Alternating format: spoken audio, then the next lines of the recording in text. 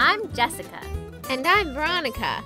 As twins, we've shared everything together, including celiac disease. We also share a love of food, and we've traveled the world trying new and different ingredients. We found that living gluten-free doesn't mean giving up flavor. Whether you're following the doctor's orders or looking for some healthy alternatives to traditional meals, we'll guide you through delicious gluten-free recipes from breakfast to dessert. Food so good, you won't be able to tell the difference. Kind of like us. On Double Take Diets.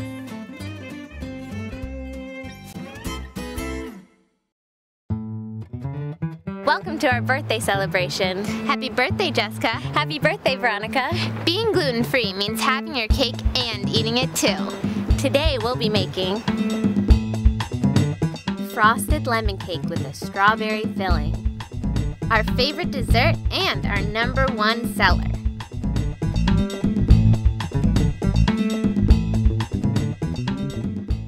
To start our frosted lemon cakes, we preheated the oven to 325 degrees.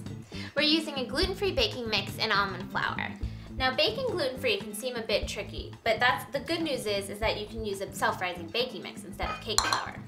And the almond flour is finely ground almonds, and it gives the cake its flavor. Now, I'm just sifting together all the flours. It's a cup of baking mix and 1 3/4 cup almond flour. You want to sift the flours just to make sure the cake is light and fluffy. Alright, and I'm going to cut 1 stick of butter into the mixing bowl. And you want it at room temperature. Having it at room temperature makes it easy for it to mix in with all the ingredients.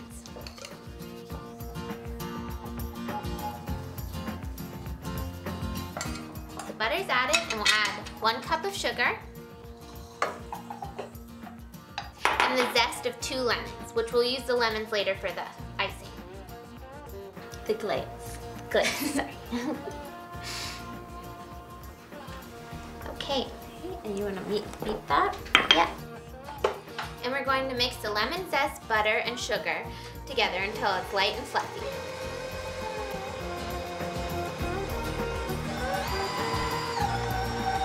While that's mixing, we're going to add 4 eggs. Okay? Gradually to the mixture.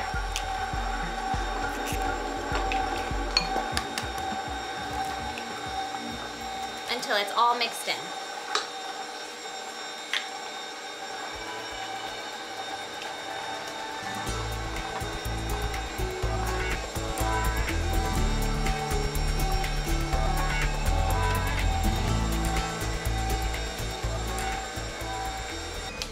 And now it's time to add our sifted baking mix and almond flour, our secret ingredient, to the mixture.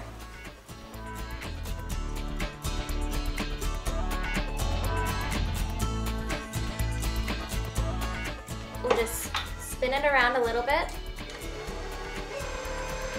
just to start the mixing process, and then I'm just going to lightly fold it.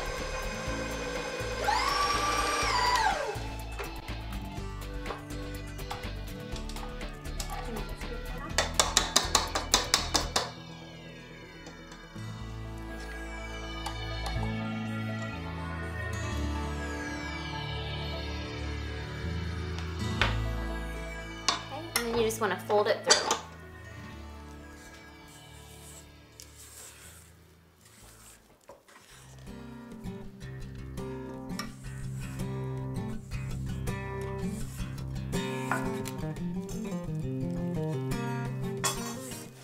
It smells really lemony. No, I just want to eat the batter. I usually do eat like half the batter when I make this. It's pretty bad.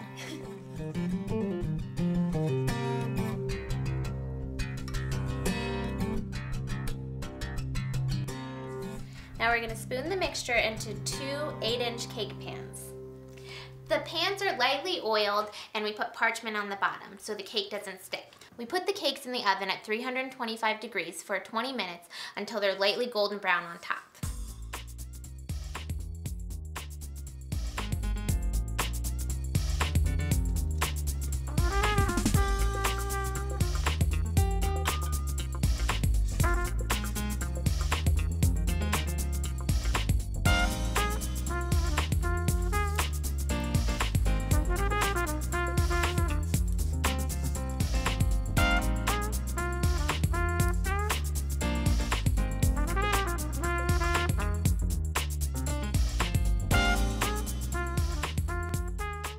Okay, now that it's spread out, now it might not look like a lot, but because it's really thick, but you just want to spread it evenly in the pan, just like this.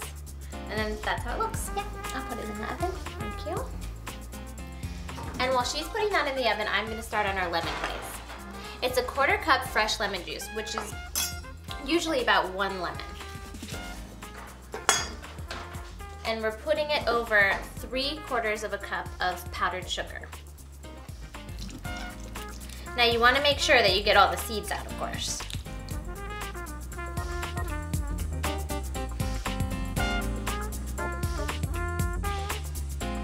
And while Jessica's doing that, I'm going to start with the filling.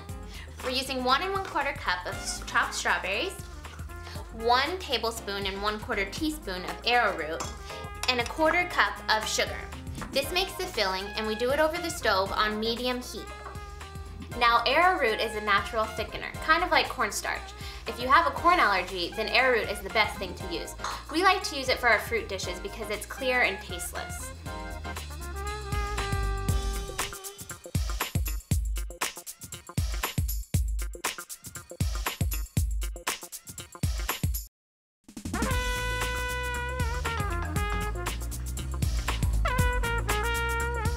You'll see that I'm crushing the strawberries while I'm stirring.